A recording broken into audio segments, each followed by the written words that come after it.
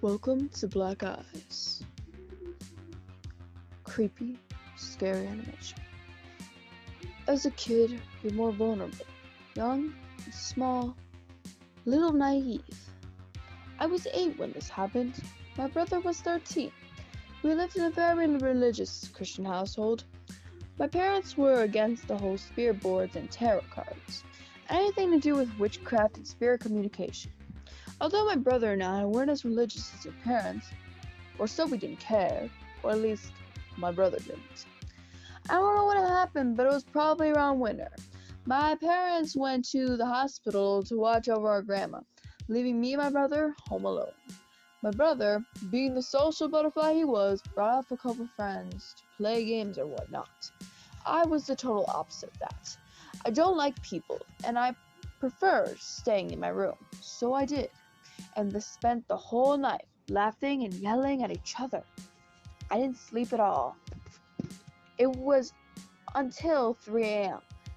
that I saw the lights went out, outside of the bedroom me and my brother shared. We lived in a 2-bedroom apartment, so we had to share using bunk beds. It was unusually quiet. Too quiet. I didn't go to sleep as I intended. I stepped out in the room and saw my brother and his friends gathered around a spirit board with candles lit around them.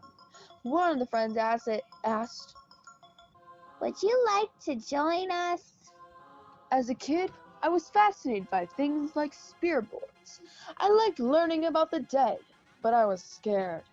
Instead of accepting the offer, I said, "No, I'll just watch."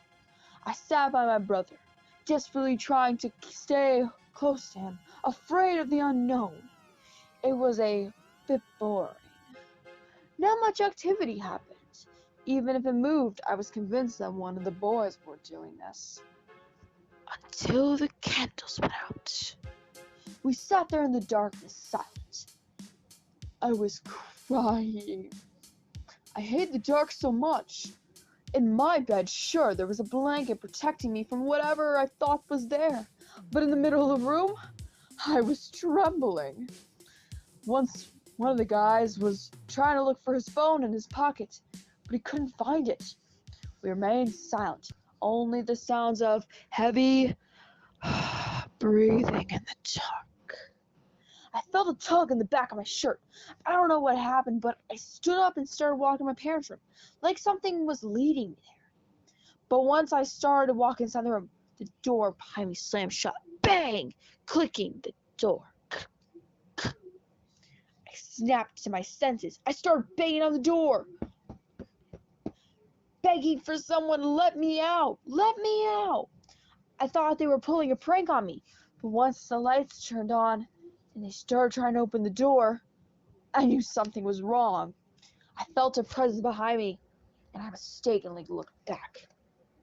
It was dark, but there was enough moonlight to see what it was. In the corner of the room, there was a man.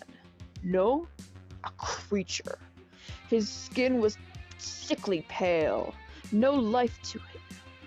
His fingers were long and sharp, skinny and bony. He wore a top hat with a black suit, the red tie around his neck vibrating his whole attire. And his eyes, I wish I never saw them. They were black skullets, black tar oozing out of them, slowly dripping down his face. They were so lifeless, but yet he stared deep into me. He stared back. I only started screaming louder and louder when his lips formed into a grin, showing yellow, sharp teeth, tainted. And what a wicked-ca. I remembered his eyes. After that, I slept beside my brother every night until we moved. I got myself praying every night. And I got help from my aunt, who was a wicked-ca. I never saw him again. But I promise you, every single time I think about this creature, I always remember the image. Black oozing eyes. Tick, tick, tick, tick. That's all I hear. every night. Tick, tick, tick. The shattering